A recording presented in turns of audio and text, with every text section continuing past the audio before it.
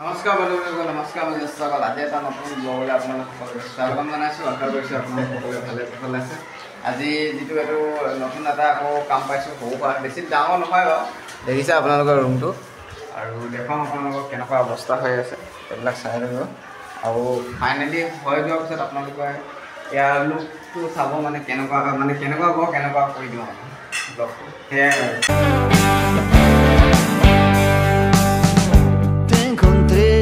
Sin buscarte sin amor, vos tan cruda, yo al galope y sin razón. Nos fuimos.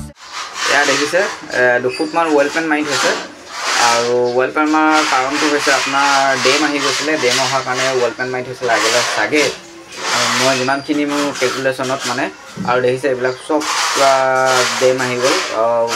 Dam আহি চিমেণ্টবিলাক পূৰা হেৰি হৈ গৈছে।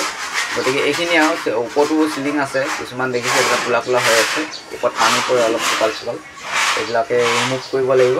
আৰু এইবিলাক দেখিছে কিছুমান জেগাত কিবা ফটো ফ্ৰেম ৰাখিছিলে, এনেকুৱা হৈ গৈছে। তলফালেও বহুত ফুলি গৈছে, কিন্তু এইটো পলিচ কৰা আগতে লাগিছে। পলিচ নহয়, একচুৱেলি ৱালে ডেম অহাৰ কাৰণে ৱাল পেইণ্টটো মাৰি দিছিলে যাতে লাষ্টিং কৰক বুলি আগত চাগে আগৰ মিস্ত্ৰী। কিন্তু এতিয়া বৰ্তমান আমি কি কৰিব পাৰোঁ চাওঁ, যাতে কামটো ফুল ফিনিচিং আহিব লাগে, যাতে আকৌ এবাৰ নেক্সট বাৰ মাতিব লাগে। আৰু নেক্সট ভিডিঅ' এটা আহিব। আজি এয়াই ইমানখিনি দেখুওৱা, নেক্সট পাৰ্ট এটা আহিব।